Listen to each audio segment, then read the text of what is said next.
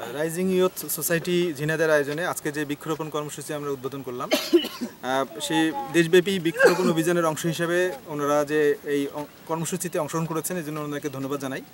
সেই সাথে আমরা কৃষি সম্প্রসারণ অধিদপ্তর বৃক্ষরোপণের জন্য, বৃক্ষ পরিচর্যা এবং বৃক্ষ সংরক্ষণের জন্য আমরা বিভিন্ন কার্যক্রম গ্রহণ করে থাকি।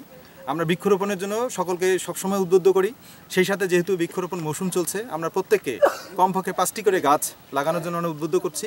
সেই সাথে গাছগুলোর জন্য পরিচর্যা করা যায় সে ব্যাপারে আমাদের কারিগরি সহায়তা, কারিগরি পরামর্শ সেগুলো আমরা প্রদান করে চলেছি এবং বৃক্ষ রোপণের পাশাপাশি বৃক্ষের যে পরিচর্যা সেক্ষেত্রেও আমরা কাজ করে চলেছি। গাছের চারা লাগানোর উদ্দেশ্যটা হচ্ছে আমাদের রাইজিং ইয়ুথ সোসাইটি, এটি স্বেচ্ছাসেবী সংগঠন। আমরা এই বছর 2025 সালে 6000 বৃক্ষরোপণ কর্মসূচির উদ্যোগ নিয়েছি। এই উদ্যোগটা নেওয়ার পিছনের প্রধান উদ্দেশ্য হচ্ছে আমাদের জলবায়ু পরিবর্তন। কারণ আমরা দীর্ঘদিন ধরে আমাদের বাংলাদেশের বিশেষ করে এই কৃত্রিমতার কারণে শহরের জীবনযাত্রার মান অতিরিক্ত হওয়ার কারণে আমরা বৃক্ষ থেকে সরে এসেছি এবং প্রকৃতি থেকে আমরা অনেকটা সরে এসেছি, যার কারণে প্রাকৃতিক বিপর্যয় হচ্ছে। এখন গাছ নিধন চলছে কিন্তু গাছ লাগানো হচ্ছে না। অতিমাত্রায় জনসংখ্যা বৃদ্ধির কারণে কাঠের গাছগুলো কাটা হচ্ছে কিন্তু বৃক্ষরোপণ সেভাবে হচ্ছে না। এই জন্য অক্সিজেন সংকট হচ্ছে, যার কারণে আমাদের শরীর স্বাস্থ্যর বিভিন্ন ধরনের মানসিক অবক্ষয়গুলো দিন দিন আমরা লক্ষ্য করতে পারছি। এই জন্য আমাদের সংগঠনের পক্ষ থেকে আমরা এই 2025 সালে যেন ন্যূনতম 6000 বৃক্ষরোপণ কর্মসূচি নিয়েছি, যেন অন্তত 1000 গাছও যেন আমরা যদি রক্ষণাবেক্ষণ করতে পারি, তাহলে আমরা একটি সুন্দর একটা আলোকিত পৃথিবী আমরা উপহার দিতে পারবো এবং কি সমাজকে আমরা সুন্দরভাবে বিকশিত করতে পারবো।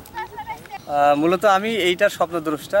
আমি প্রথমে এই জায়গাটাতে একদিন ঘুরতে এসে দেখেছিলাম যে জায়গাটা অনেক সুন্দর, মানুষজন আসে বিকেলে, এখানে অনেক মানুষ একটু প্রকৃতি উপভোগ করার জন্য মানুষ আসে এখানে। তো সেই জায়গা থেকে চিন্তা করলাম যে এই রাস্তার ধারে যদি কয়েকটা তাল গাছ লাগানো যায় বা পাশাপাশি যদি কিছু বৃক্ষ থাকে, আজ থেকে 10 থেকে 15 বছর পর জায়গাটা আরও সুন্দর হবে। মানুষজন এই শহরের কোলাহল থেকে এসে প্রকৃতির মাঝে অনেক সুন্দর একটা জায়গা উপভোগ করতে পারবে। কাজে ওই চিন্তার জায়গা থেকে আমি কৃষি কর্মকর্তাদের সাথে কথা বলি। ঝিনাইদহ জেলার উপপরিচালক ষষ্ঠীচন্দ্র রায়, উনি আমাকে সহায়তা করেন এবং আশ্বাস দেন।